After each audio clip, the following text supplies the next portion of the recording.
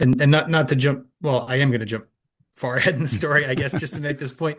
But it's interesting to me that when that the truth is revealed at the end, when in sort of a counterintuitive sense, like the king, the new king, the prince made king, is sends his proposal to this false bride, and she says yes. There's that agreement has happened. And then that information travels back to the true bride, Mm. breaks her heart. She almost dies from this broken heart. Her father says, "My dear, what can I do for you?" She says, "Find me 11 other maidens." He's like, "If I can do it, I will." He goes all over his kingdom. He finds the 11 maidens. He brings them together. The princess dresses them up the same. They go to the other prince and they say, "Will you hire us as huntsmen?" And the other prince says, I'm imagining you something familiar about you. Yes, of course. You can all come into my employ. We're going to go hunting together.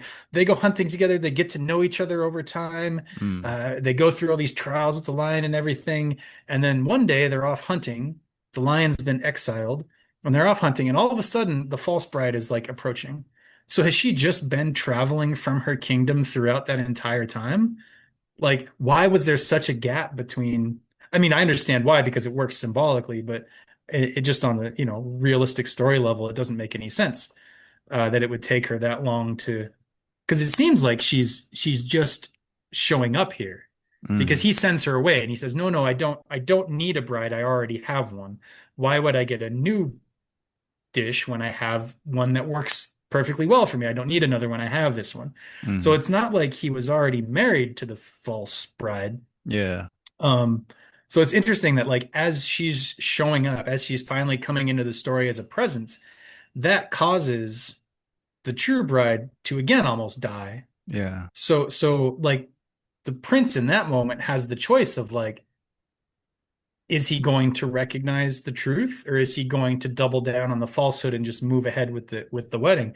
And so Yeah. it becomes this like this point of almost like initiation or challenge. Hmm. Reality is sort of challenging the king of like the prince king, like, will you recognize your true bride in this moment because she has fallen? Will you go and care for this person and in doing so have the truth be revealed to you where you see the ring and will you recognize her? So if we're talking about like, I mean, how many how many movies from the 80s if we're talking about like somebody whose father has, oh, you have to be in the business. Okay, dad, I'll be in the business.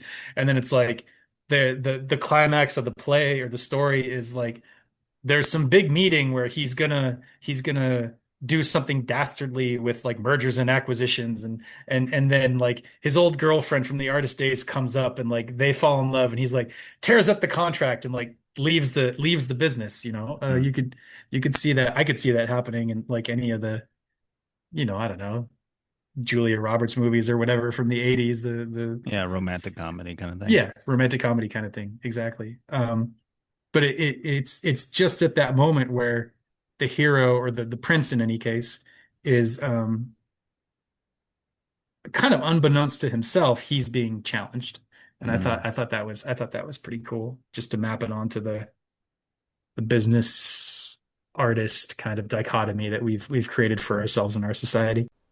Please like and subscribe for more of our open minded content and comment below on your thoughts or questions about the story. Let us know if you'd like us to cover another stimulating story, and thank you for participating. Yeah.